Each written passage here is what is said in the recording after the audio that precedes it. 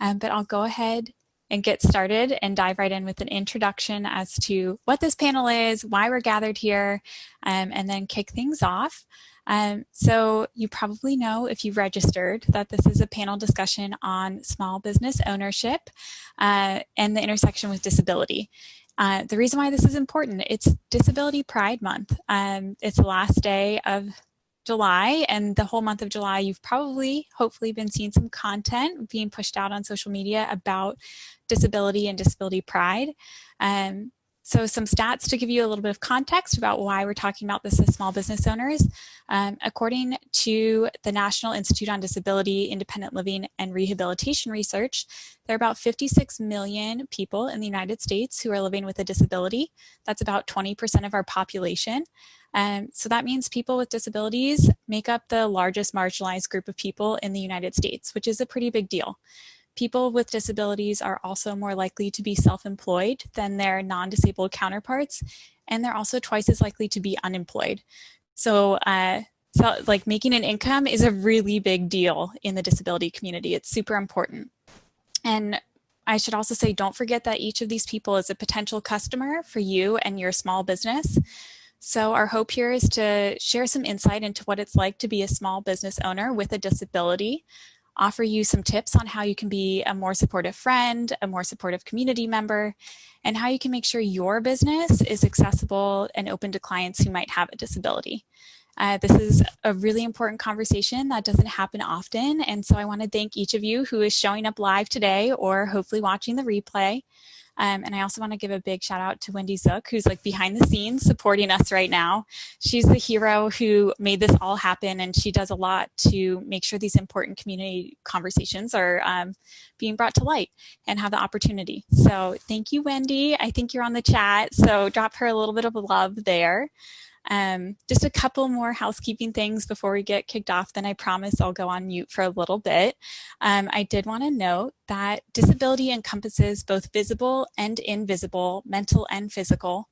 It's an identity that intersects with all other identities, and as a small group of 4 here, we don't represent all forms of disability, and we don't represent all intersectional identities within this very diverse community.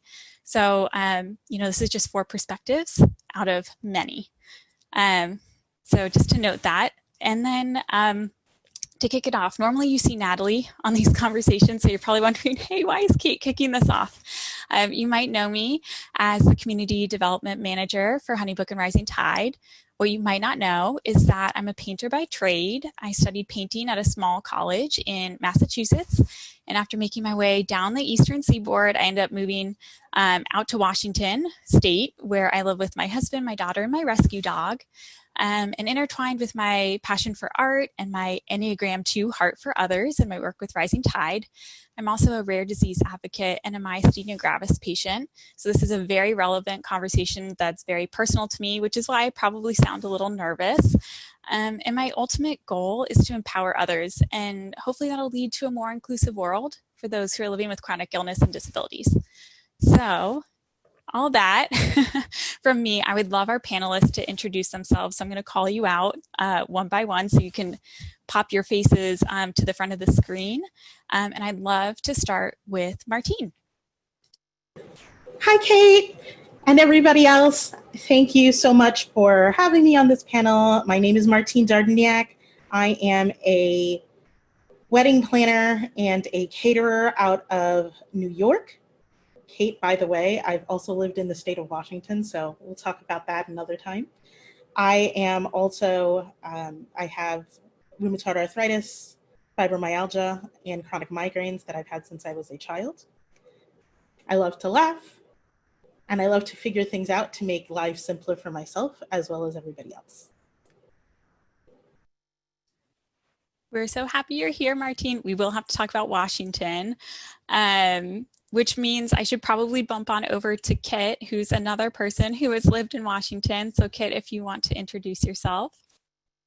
All right. Hi, everybody. Hopefully you can hear me on the, okay, good. So I'm Kit Gray. I used to live in Seattle. So I actually live in Colorado now.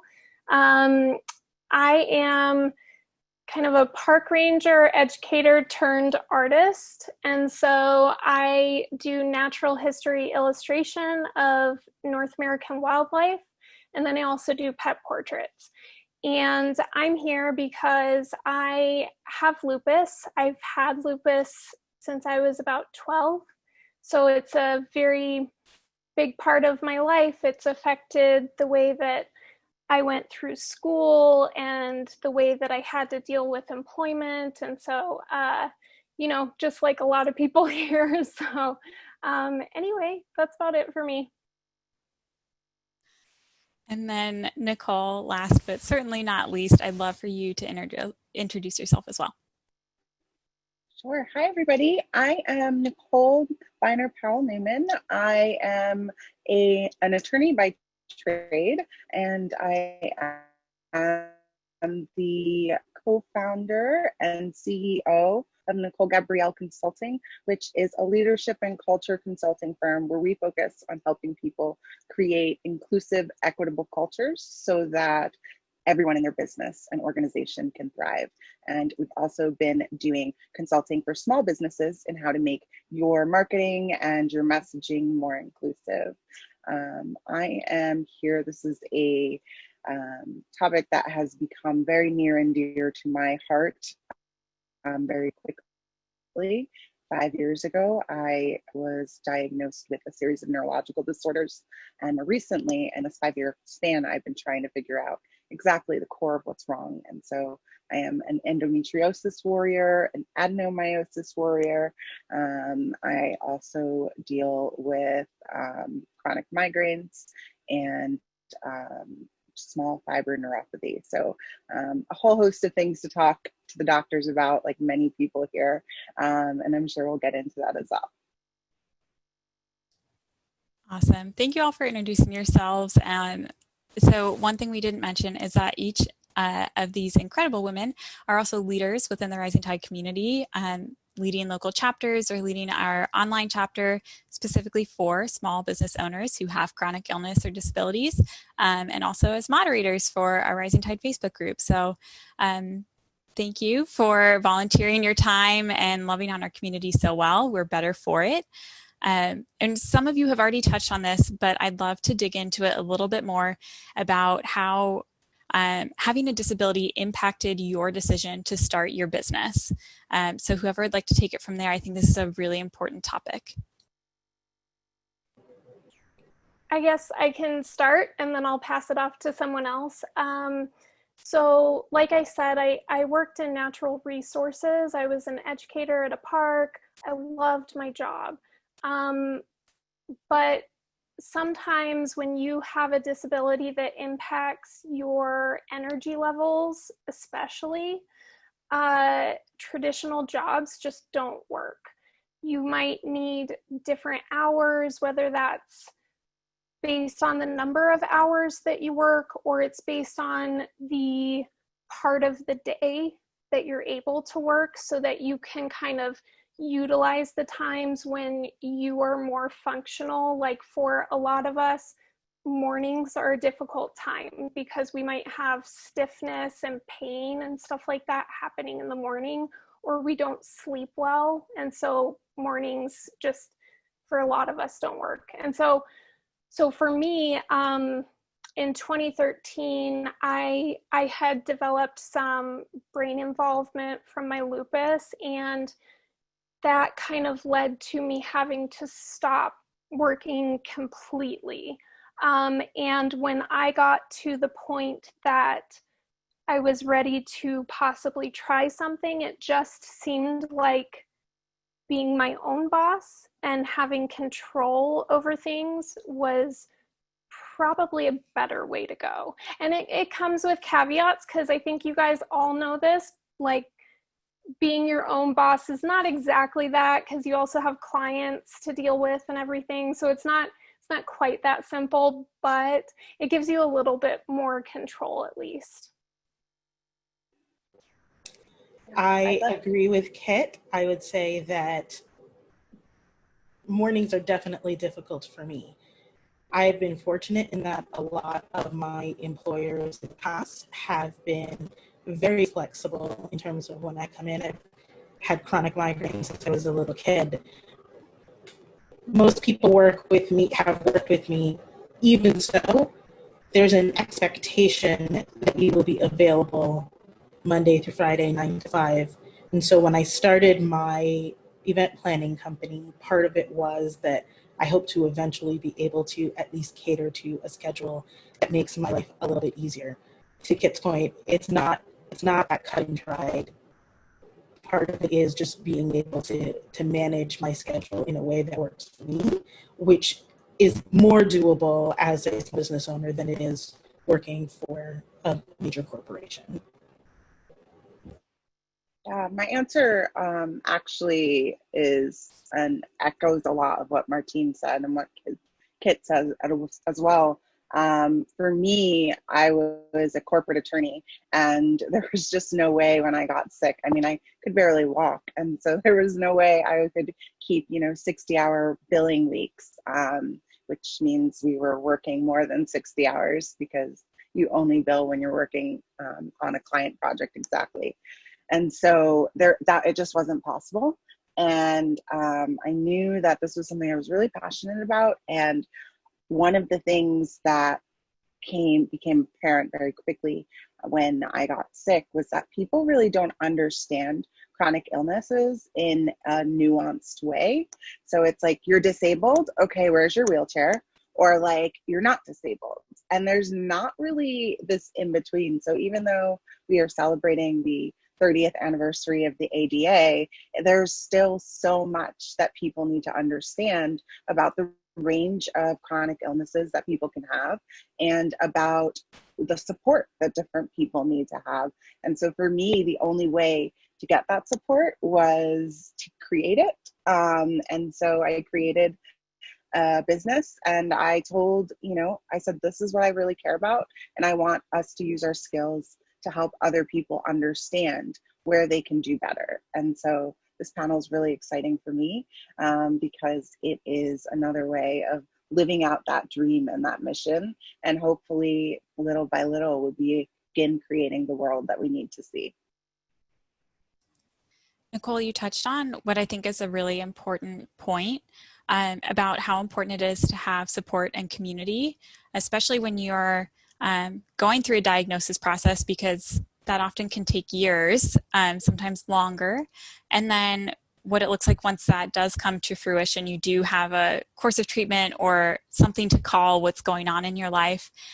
So I'd love to know from each of you, first of all, how important is support and community? And then what can a community like Rising Tide do to be more open and more inviting to all people, but especially people with disabilities who maybe are already feeling very isolated and very disconnected from the world that they inhabited before they got sick? I'll start this one off. Community is like my heart and soul. And so even, as a practicing attorney, that was really a lot of what I cared about. And so it was really a hard adjustment when I stopped seeing people in person because I was home all the time and I was sick all the time, and it felt so lonely. And so finding specifically the chapter of Rising Tide that Kit helps run that is geared towards people with chronic illnesses was like, it was just like finding gold because for the first time, as I wasn't understanding what was going on, as doctors didn't really understand what was going on, I at least had people who knew those frustrations because a lot of times my able-bodied friends who don't suffer from disabilities were just like, well, what does your doctor say? And I was like, my doctor doesn't know. Like, I need like 15 specialists, like this is stuff I don't know how to deal with. No one ever taught me this. And so I think that things that Rising Tide offer is what we need to find more often. Like, understand that the online space is really important for a lot of people.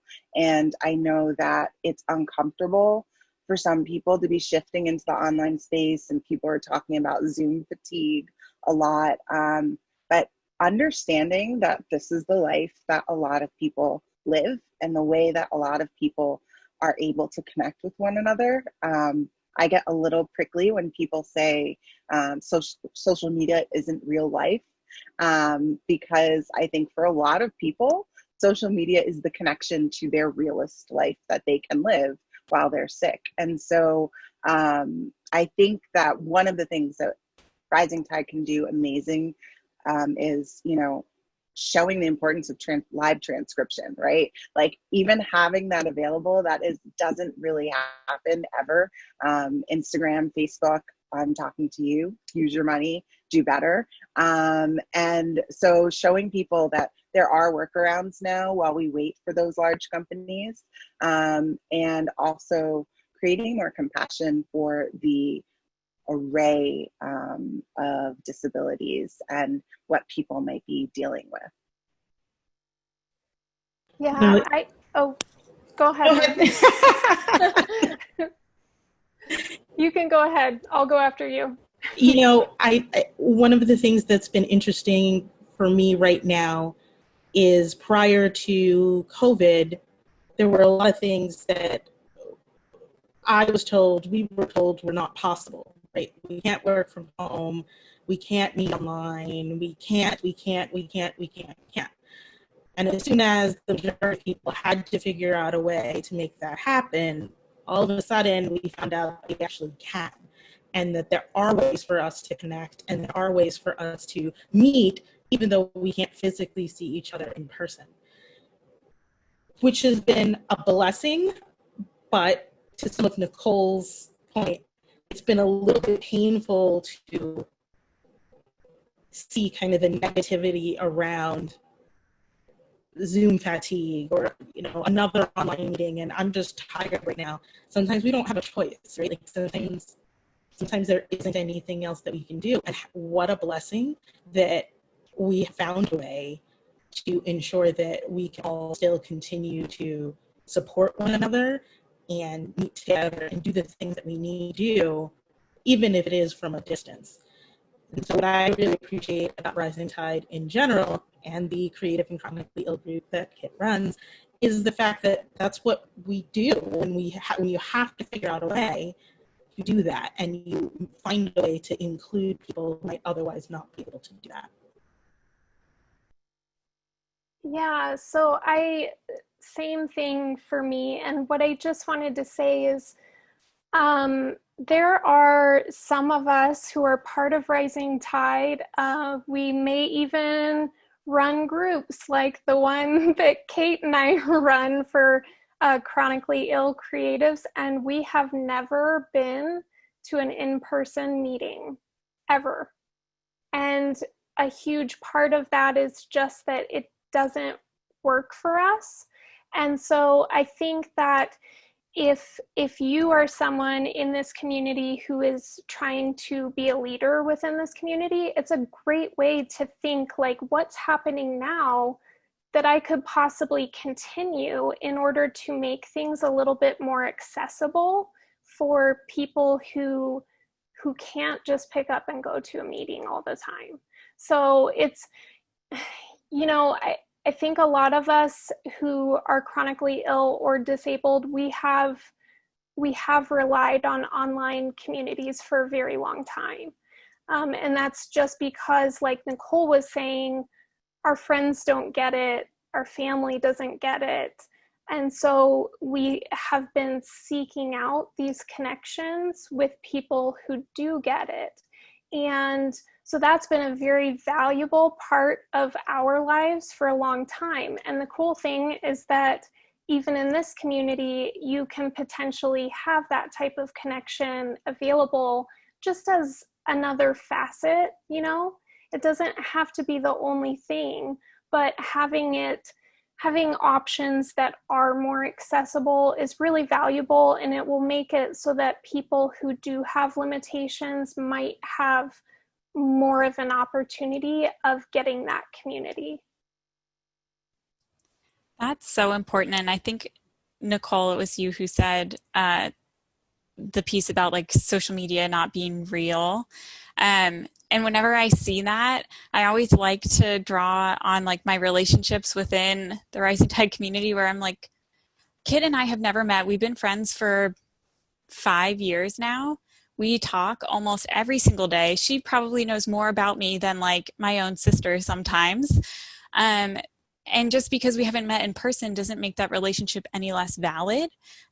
She's like my business BFF, and we've both grown so much in our businesses together. And I don't think that the mode of connection matters as much as the friendship that came out of it.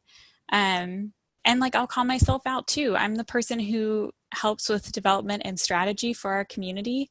I've never been to an in-person Tuesdays Together meeting, and I've been a full-time employee for 3.5 years. It just doesn't, I physically can't show up, but I can show up online and support everybody else. And I think I do a pretty good job at it.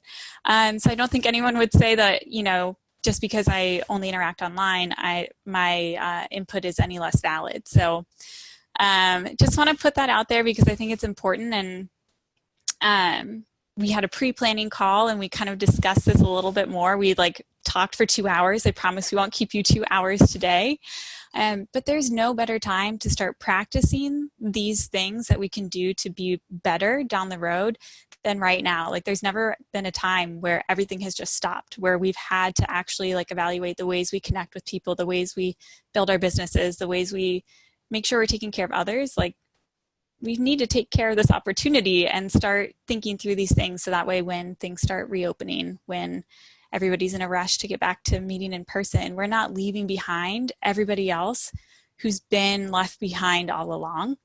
So I'm passionating. Dan, you're on this call. That's like your word. So I'm passionating a little bit, but I think it's really, really important in the conversation, especially within our community, as we're like looking forward to not being in a pandemic.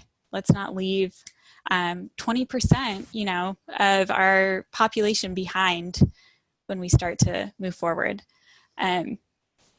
Which, yeah, is a good topic to passionate about. I think so too. But this takes us to something that I think is really important, and this might be like the meatiest part, the most actionable takeaways. What can business owners do? Speaking specifically to anybody who's on this call who's like working in marketing, owning a small business, really trying to think through, what can I do to be more accessible and inclusive? What can they be doing? What areas can they be evaluating to make sure they're inclusive of their employees and or their clients? I'll start this one off. I think a lot of the times we don't ask questions. We don't ask enough questions, and we kind of assume that everybody falls into a similar bucket. So the first thing that I think everybody can do better at, myself included, is ask more questions. Make sure that you are taking into account that not everybody is like you. Not everybody falls into one bucket. And yes, we all have particular client sets, and there may be people that are coming at us that fall into similar type buckets, but asking the question never hurts anything. As a caterer, one of the things that I do to ensure that everybody can eat is make sure that I'm asking about allergies and ensuring that we have enough that nobody leaves the table hungry. So can we ask more questions in a similar vein, whatever your business is, to ensure that we are including different perspectives from our own? The second part is, as an employee and as a small business owner, I would say one of the things that I always notice is I have a lot of ideas. So do other people. Incorporating multiple perspectives will often give you a better business, as well as make sure that you're accommodating your clients and your employees. So make sure that you're taking those ideas from other people and not just kind of sticking to your own. So for me, one of the things that always comes to mind are captions. So I'm not deaf or hard of hearing, but I use captions. And so every time I come across an Instagram story that doesn't have captions, I skip it. I do not watch it. And the reason is because for me, the captions help with my understanding of what I'm hearing. My brain has a little bit of a hard time always hearing things and comprehending them. And so just having something visual that can kind of second what I'm hearing helps me. And so that's a really, really simple way to make things more accessible for potential clients or your audience. It's so easy to do. There are apps. I am not sure of all of them. I have one called Clip-O-Matic that works, but I know that there are others as well. So it's just something simple to look into that will help some people at least. I think what I would add to that is thinking, expanding on what Martine said, right? You need different people in the room to really understand. And so if you hear the words diversity and inclusion and are so sick of hearing them that you roll your eyes, totally get that. Get that there, that's my job. And they can become trite, right? But if you start thinking about why are we using these words, then I think you start seeing the answers. So one thing that was amazing to me at a conference I went to last year was on their survey, they asked things like, do you need a special kind of chair, right? I am constantly asked to be on panels, which I'm very grateful for. But when we were doing them in person, like sometimes people would put a bar stool up there. And I physically do not have the core strength or the spine strength to hold myself up the whole time. Or if I do, I'll be wiped out for like the next 3, 4, 5 days.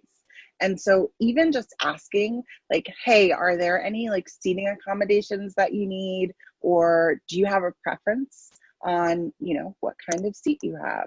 Also, I would include here, and this isn't about disability, but just in being inclusive, remember that different people have different body types, right? So like maybe the same kind of chair is not going to be comfortable for everyone. Maybe different people have different ability levels physically. So I asked on that form, can you please sit me closer to a more central place so that I don't have to strain to walk to go get lunch, and I don't have to ask a stranger to push my wheelchair if I need to use my wheelchair. And the other thing is think about accessibility devices.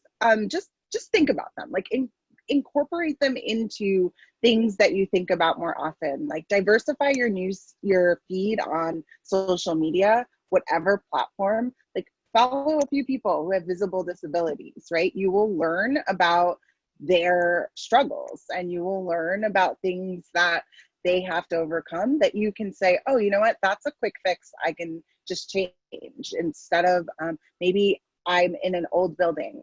I am from New York. I live in Boston, between Boston and New York. And there are a lot of old buildings, right, with that just have walk-ups. If you have just 1 or 2 steps, maybe you say, you know what, we're putting on our business plan to invest in a ramp, even though under the ADA, we don't have to because this is an old building and we haven't done modifications, right? Little things like that, I think, are really important and can make lasting change that people will notice and be grateful for. Can I just add one quick thing? I love those. And this was just reminding me of a conversation I was having on my social media recently, which was, please don't treat disability like it's a bad word. It's not. It's okay to talk about it. It's okay to use that word, or to use whatever word people use for themselves. But don't think that you have to tiptoe around that, because I think that a lot of able-bodied people believe that that is an offensive word. And to people with disabilities, a lot of us, it feels offensive to think that it's an offensive word. It's just another descriptor. It's, you know, a facet of our lives. It's not everything, but it's something. And so just know that if you like to talk about things, you know, to your audience, it's okay to talk about disability as a concept and to use that word.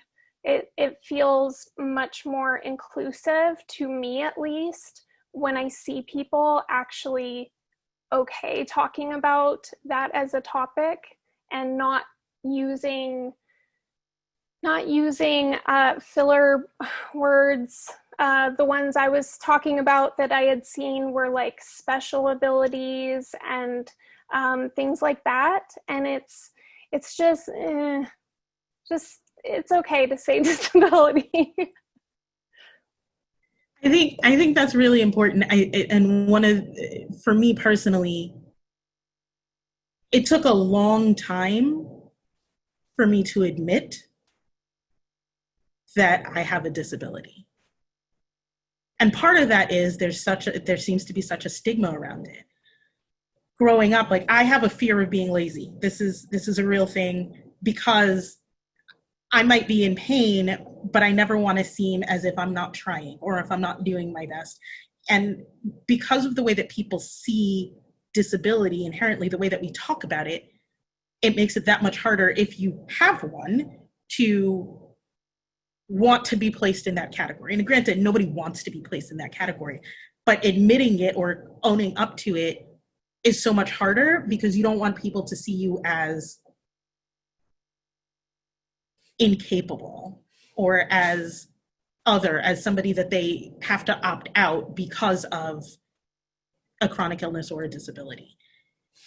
It would be so much easier for all of us if we talked about it as if this is 20% of our population, right? And so it's not nobody. It's not a small percentage of people. And so there are many times where it would be beneficial to just make sure that you're including it as part of the conversation.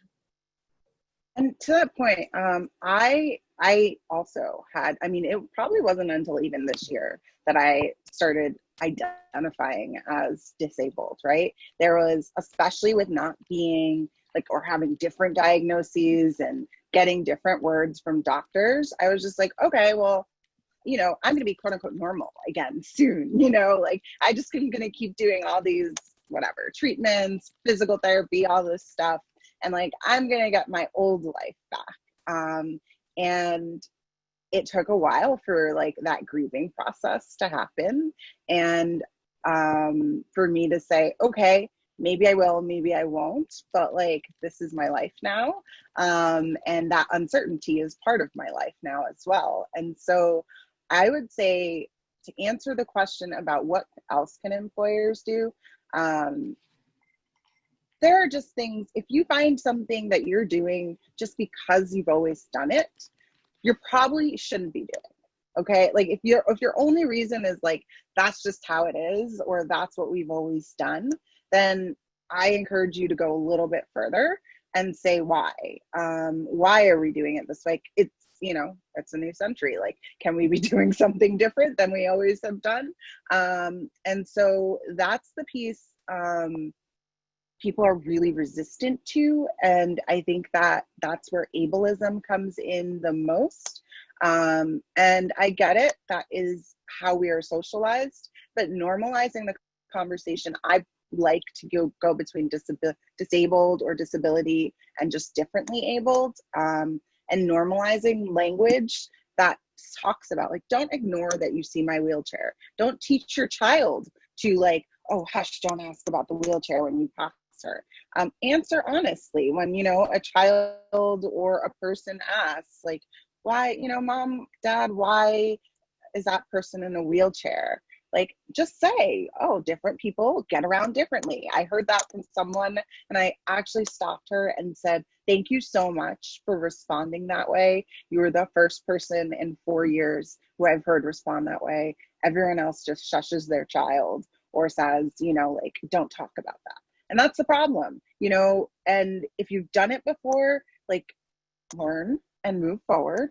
because as you lay on different layers of identity and different layers of ways that people face barriers in the world, you can be part of removing them, or you can be part of keeping them up. And so it might be really hard or feel really laborious to add captions to each of your Instagram stories when there's no real easy way to do it straight from the app, right? And if we actually normalize that, if we normalize the idea that different people's brains process differently, that yes, you know what, actually captions and audio and visual together, same way teachers learn to teach students who have different learning styles, that's what you're doing. You have customers who are going to have different styles of things that impact them.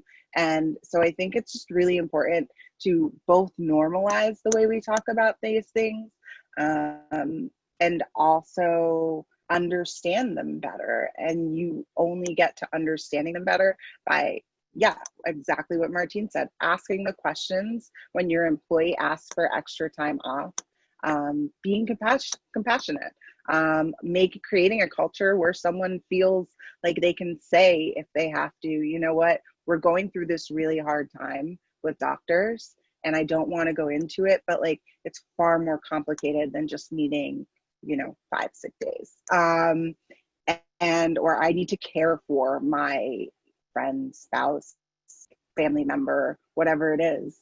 And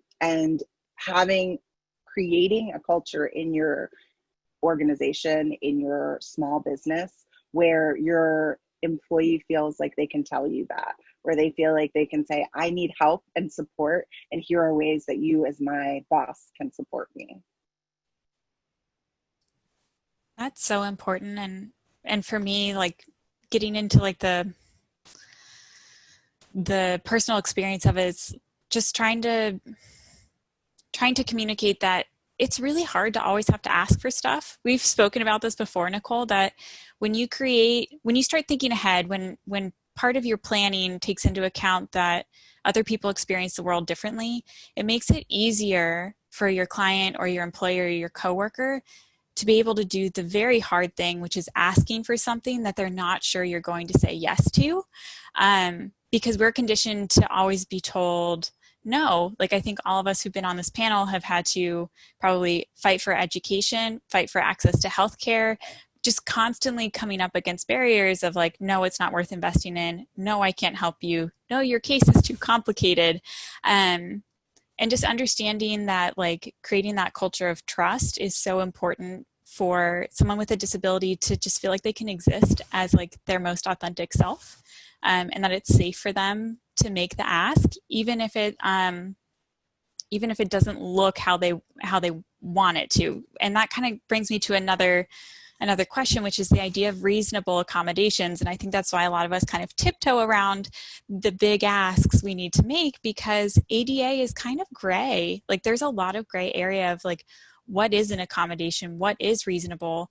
And it's why it is still so hard for us to be able to hold large brands accountable like Instagram and Facebook to using the technology we know they have to make content accessible for all users. Because is it reasonable to ask them to spend the money on it?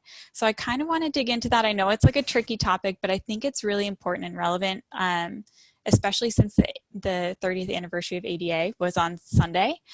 So if anyone wants to dig into that, I'd love to spend a few minutes on it. I will really quickly just put out there that I think one thing that maybe our civics classes don't teach well enough is how bills get passed. And so a lot of people do not understand that there's a ton of compromise that happens for a bill to get passed. So people will like to point out, well, like we're doing what we have to by the ADA, right? And they want to point to this bill to say, well, we're doing what we have to. But a lot of times bills like the ADA are the bare minimum that people could agree on both sides. So when you're thinking about accommodations, Yes, it's important. You know, lawyer brain here is like, yes, everybody pay attention to what the law says you need to be doing as a business owner and someone running a business, but also listen to people. Like, you're in the business of people. So if you don't like that, find a new business. Because the best way to fix it is to really be asking these questions, to be on the forefront.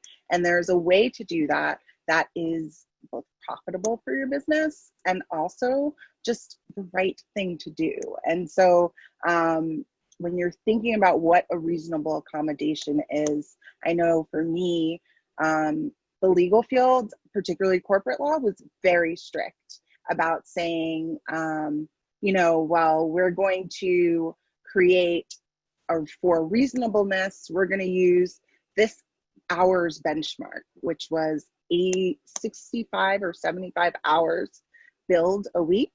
And that is going to be what's reasonable, is at least half of that, plus the hours of professional development and being in the office that you're expected to be. So that means for me, what was reasonable was to go back to the office part-time, working 50 hours a week. So that's where again, like, the law is there, but we do need to remember there's a lot that needs to happen. It needs to be pushed forward. It is a great start to equality and equity, but it is not the end all be all. So that's my spiel. I think we all have to remember that the person asking for these reasonable accommodations probably struggled a lot before they got there. And it's not an easy thing to admit to, it's not an easy thing to ask for. And the whole time, you're probably expecting to get rejected when you finally do ask. I think one of my favorite moments was I had a former manager who literally approached me with a work from home application. I'd been struggling for a while, and she didn't even say anything. She just brought it to me and just saying, like, you do with it what you will, but I'm giving it to you, knowing that now you've got that fear removed. Like, she's not going to say no when I turn in this application, knowing that she's the one who handed it to me. So helping people by anticipating what they're going to need and making yourself accessible is really important. What they do with it, again, that's on them. You know, I did fill out my application, you know, at the time. And again, I think I was just really thankful that she didn't make me ask. She didn't make me have to go through that process alone. Yeah, I completely agree with that. The asking is so difficult. And even if a manager or boss doesn't know what kind of accommodations you need, just kind of removing that barrier helps to make it much easier to approach that process. I feel like I had a pretty good setup actually when I did work a traditional job. Because I worked for a government agency, the rules were they were pretty good as far as accommodations go. And so I had accommodations that would range from lowering my hours so that it was fewer hours per day or fewer days per week, so that I could, say, have a day off in the middle of 5 days, so that it was like I only ever had to get through 2 days at one time. I had a boss who told me to go sleep on my lunch break in the back room, and that was totally fine. And you know, so it's like there are people who are very accommodating, But the question is always, are you going to get one of those people? You know, are you going to be one of those people as an employer?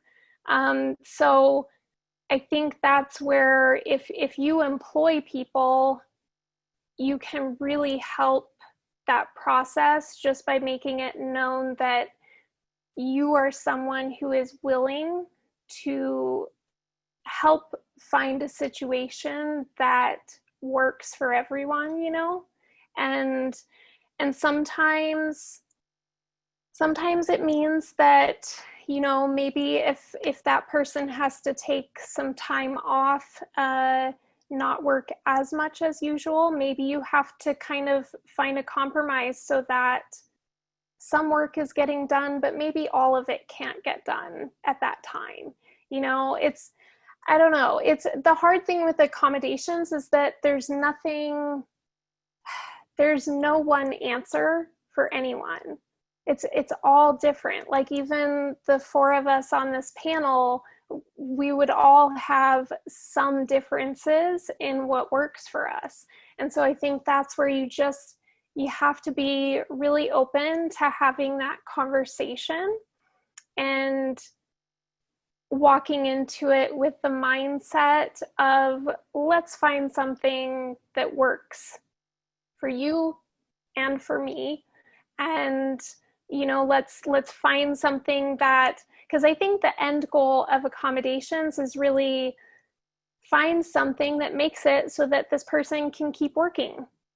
Because if you don't do the accommodation, then that's what's going to happen, is they're either going to have to stop working or they may leave the job entirely because they can't do it really. And so I think in the end, it's just beneficial to everyone to find something that works, you know? And so being flexible is really the biggest part of that.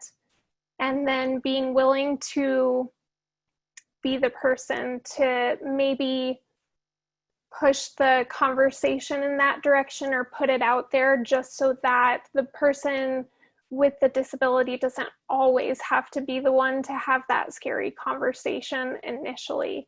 Because there are real fears, and Kait can kind of speak to this maybe, but there are real fears about, you know, asking for accommodations and, like a few weeks later, you just don't have a job anymore.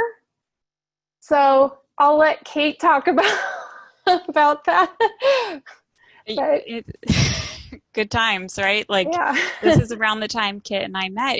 It's a real experience, and Natalie knows this. A lot of my coworkers know this, that I never ever plan to work for anybody else again, because when I requested accommodations from my boss, who was a small business owner at the time in a creative field, where it wasn't even changing my hours or my responsibilities, just kind of shifting my schedule very slightly, my hours were cut in half as retaliation. And then when I couldn't complete the tasks, I was fired, and I was forced to sign some documents that basically made it impossible for me to fight for unemployment. And at that time, I just said, I give up. I'm just not going to go through this again. I'm not going to try and hide having a disability and then try to navigate like when to tell my employer that I have one. And that's when I started my painting business, even though I knew it wouldn't replace my income fully. It was like, at least I could have a little bit of breathing room to maybe try and take care of myself and not run myself into the ground anymore. And there are millions of people who have that experience. I think that's why people with disabilities are much more likely to be self-employed, because there's also, we don't have to get into this too much, but I feel like kind of touch on it ever so slightly, is that there's this idea that, oh, if you get sick, you can just go on disability and you'll be taken care of. And that's just not the case. The denial rates are like 70, 80%. It's usually years and years of fighting. You can't make any meaningful income during that time. It's just not sustainable for people who need to pay for medication and put food on their table and take care of loved ones. Yeah, Emily's like, I wonder how many of us have a booted out of the workforce business founder story. Probably a lot of us. So I think it's relevant to the small business space, and relevant to even how you interact with clients. Like, cancellation policies, flexibility there, understanding that not everybody fits that same model of, oh, they can give me 48 hours notice if they cancel. Like, that's just not the reality for probably 20% of your clients. You just don't realize it. So I know we're coming up on time, so I'm going to skip to the last question. We could probably do like 6 panels on this. But if there's one hope that you have for like a takeaway that anyone listening live today or watching the replay could take away as like an action item, or just something that maybe they could like research a little bit more, a change in their behavior or their approach, what would that be?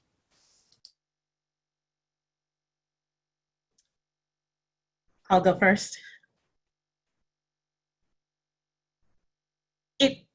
Not everybody with a disability fits one mold. Disability means a lot of different things. And I would love if everybody would open their mind to the fact that, visible or invisible, there are a lot of us out there who are struggling and suffering with a disability and would like the understanding and compassion that that goes with it.